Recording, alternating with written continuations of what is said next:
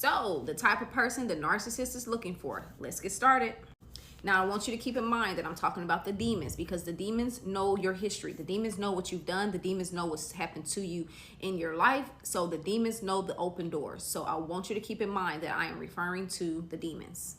So they're looking for someone who's been raped or molested. They're looking for someone who's possibly did not have parents in their life or a father figure, or a broken relationship with their mother.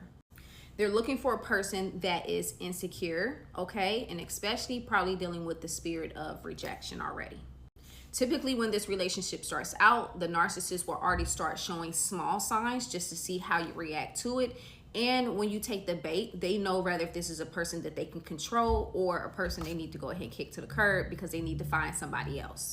Another way is a person who do not like to be isolated. This is a big plus for the narcissist, simply because when you're alone or they're doing silent treatment, guess what you're going to do? You're going to call, you're going to blow them up. You may try to come by their house simply because you're trying to find out what's wrong and why they're not talking to you. Now, I personally want to give some ways of how I know I had the open doors. One of the open doors for me was that my father was not in my life in the earlier parts. He was there, but not there. The second thing is I was raped and I was molested. Another thing that took place for me was I was insecure, and also I did not know who I was as a person, and I was pretty gullible.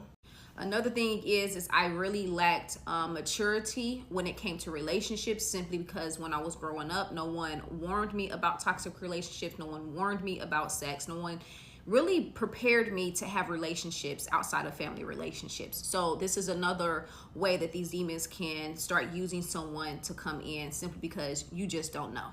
I forgot to mention, this is not my case, but this is probably somebody else's case. But sometimes these demons enter into a person's life when they have been neglected, or they have been always trying to seek attention from the family or from their parents because the parents wasn't giving them that attention. So this is another way that these narcissists enter into this person's life because of that open door, which really just boils down to the spirit of rejection.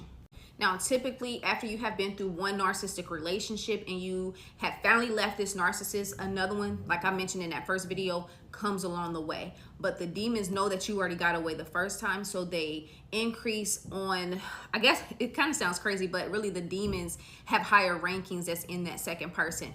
I've counseled and helped many people when it comes to dealing with second narcissistic relationships and up, and they always say each one that they have been with was worse than the first, and I can definitely testify to that.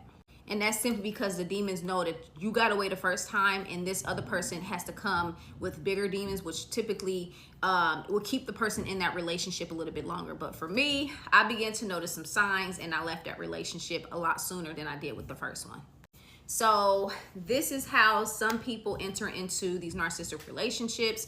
I'm pretty sure there is a lot more ways. So go ahead, put in the comments how you entered into narcissistic relationship number 2, or even in the first one. And so with that being said, I also talk about a lot of this information in my book called Defeating Jezebel, Overcoming Fear and Anxiety. And you can find all of the information in the description.